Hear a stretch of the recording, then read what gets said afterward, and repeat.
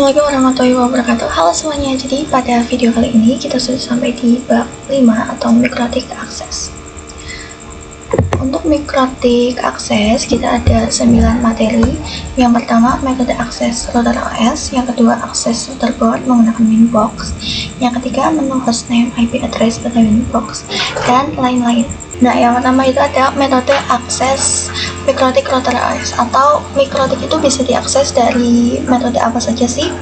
Nah, untuk mikrotik router OS itu real device-nya biasa kita sebut dengan router board, atau seperti yang sudah kita singgung di bab sebelumnya ya teman-teman. Nah, karena ada real device-nya berupa router board, kita bisa menyiapkan image router OS untuk diinstal di PC. Nah, teman-teman kalau ingin menggunakan real device-nya, teman-teman bisa coba dulu pakai yang murah dulu ya teman-teman.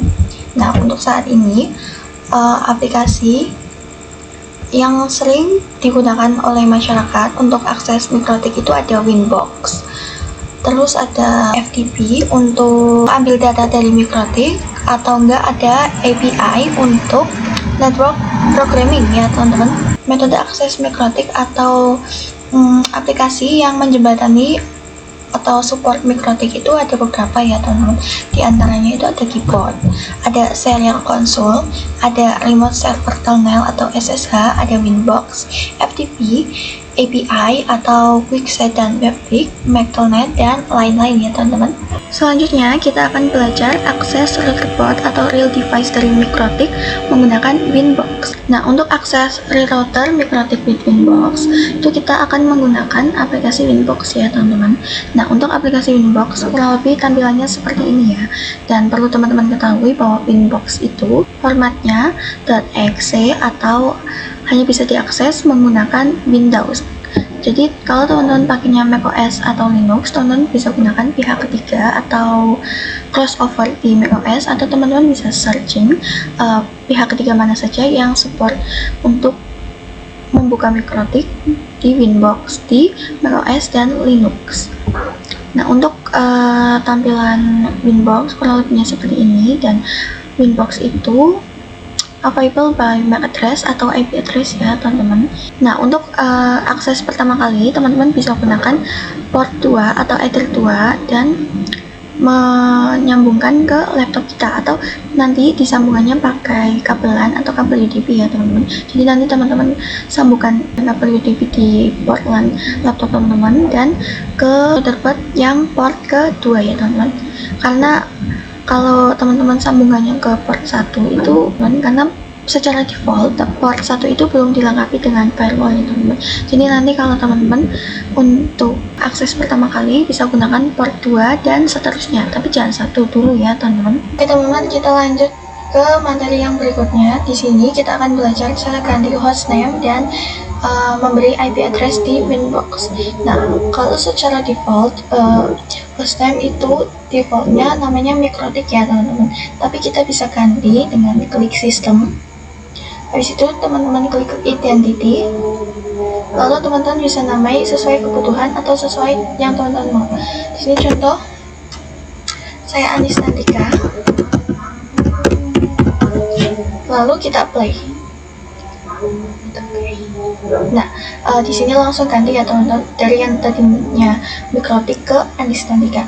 Lalu di sini juga kita akan belajar cara memberi IP di Winbox. Teman-teman klik IP, habis itu teman-teman ke addresses, terus teman-teman bisa lihat di sini saya sudah ada IP-nya ya teman-teman. Tapi kalau teman-teman belum ada, teman-teman bisa klik tanda plus, atau kalau di sini Winbox saya, teman-teman bisa klik new, lalu teman-teman address, tulis saja IP addressnya teman-teman. Saran saya pakainya IP kelas C, lalu jangan lupa teman-teman pakai prefix-nya juga. Terus interface-nya teman-teman bisa pilih sesuai LAN yang tercolok di router teman-teman. Lalu kalau sudah, teman-teman bisa klik apply dan oke. Nah, Kita lanjut ke materi yang berikutnya. Kita lanjut ke pengenalan fitur-fitur pada Winbox. Kita mulai dari yang paling atas. Ini ada admin, atau berarti itu username yang kita gunakan pada saat kita login ke Mikrotik ini.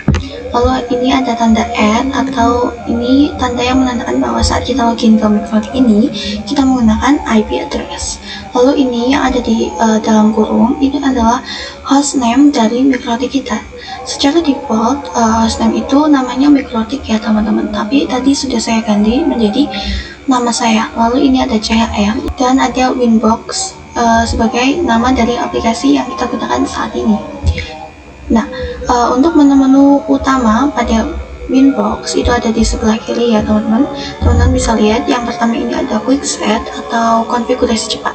Jadi ini digunakan untuk melakukan beberapa konfigurasi secara bersamaan tetapi hanya dalam satu tampilan saja. Quick Set ini biasanya digunakan untuk Mikrotik wireless. Jadi karena kita pakainya Mikrotik virtual, kita belum bisa untuk pakai Quick Set. Lalu ada Chapsman untuk konfigurasi access point. Lalu ada interface untuk informasi. Ada berapa interface yang ada di Mikrotik kita saat ini. Di sini ada 4 interface ya teman-teman. Lalu ada wireless untuk konfigurasi wireless, dan ada bridge itu untuk menyambungkan beberapa port ke dalam satu jaringan saja. Lalu ada mesh untuk konfigurasi hall MPE4. Lalu ada IP. Di IP ini ada banyak tampilan juga ya teman-teman, ada banyak fitur-fiturnya juga. Salah satunya adalah untuk konfigurasi IP itu sendiri, untuk konfigurasi DHCP, untuk konfigurasi firewall. Lalu ada routing untuk konfigurasi routing, dan ada sistem. Salah satu fitur yang paling sering digunakan karena bisa untuk shutdown, lalu reboot, dan untuk ganti hostname di Mikrotik. Lalu ada files yang berisi hard disk dari Mikrotik saat ini. Ada log untuk informasi log apa saja yang ada di Mikrotik ini. Ada new terminal untuk konfigurasi dengan baris perintah. Ada radius untuk konfigurasi radius client. Ada tool untuk alat bandwidth test ini ya teman-teman, untuk alat bandwidth test, dan teman-teman bisa lihat di sini juga ada banyak fitur-fiturnya di Episcan, Make Server, dan lain-lain. Lalu ada Make Support Ref untuk membuat file sort yang bisa dikirimkan ke mikrotik.com untuk diteliti lebih lanjut troubleshooting apa yang ada di Mikrotik kita saat ini.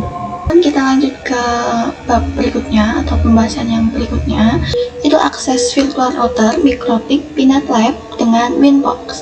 Jadi kita akan akses virtual router Mikrotik dengan Peanut atau tanpa real device ya teman-teman, secara virtual. Nah, untuk itu, persiapkan environment Peanut Lab yang sudah tersedia perangkat virtual Mikrotiknya. Persiapkan aplikasi Mikrotik atau teman-teman jadi harus punya Peanut. Persiapkan topologi cloud iNet dan router virtual Mikrotik dan lain sebagainya. Di sini kita akan belajar membuat topologi seperti ini ya teman-teman. Nah, untuk membuat topologi seperti ini, teman-teman perlu Peanut, perlu install Peanut terlebih dahulu.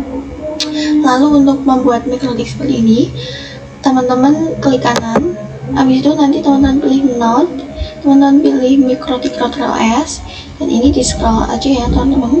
Habis itu untuk bagian kamu option, teman-teman hapus semuanya, lalu teman-teman pilih save.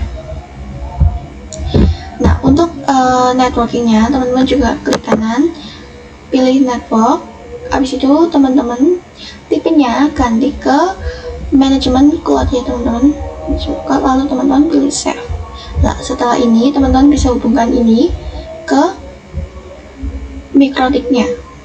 Nah, untuk bisa connect ke Winbox, teman-teman perlu konfigurasi IP di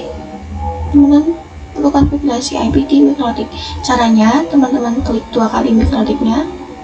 Tapi sebelum itu teman-teman harus nyalakan dulu ya Mikrotiknya. Teman-teman pilih start, habis itu teman-teman klik 2 kali. Klik 2 kali, lalu teman-teman bisa lihat. Teman-teman pertama cek dulu IP address dengan perintah IP address print, lalu akan muncul IP address-nya. Nah, setelah muncul IP address-nya, teman-teman bisa langsung ke Winbox. Nah, kalau berhasil, teman-teman bisa langsung connect seperti ini ya teman-teman. Ini IP-nya 192.168.224.138. Kita cek apakah benar.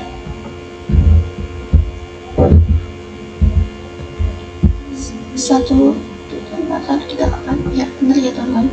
Karena pertama kali teman-teman bisa login admin, passwordnya teman-teman kosongin saja. Lalu teman-teman bisa pilih versi MAC address-nya atau versi IP address-nya. Nah, jadi kita sudah langsung bisa connect ke Winbox menggunakan Mikrotik virtual di Pinet.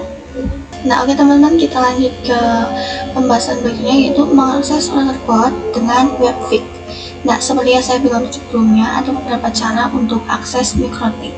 Salah satunya itu ada Webfig ya teman-teman. Nah, Webfig itu diperkenalkan sejak router OS versi 5 dengan fungsi yang sama dengan Winbox. Jadi Webfig sama Winbox itu mirip-mirip ya teman-teman. Kalau Webfig itu support IP versi 4 dan IP versi 6, support HTTP dan HTTPS sebagai alternatif Winbox. Untuk akses routerboard via Webfig bisa dengan mengetikkan IP router pada browser HTTPS IP router. Nah, kita langsung saja ya teman-teman. Untuk akses Webfig, teman-teman perlu konfigurasi IP dulu di Mikrotik, di Pinet. Nah, ini kan sudah ada IP-nya.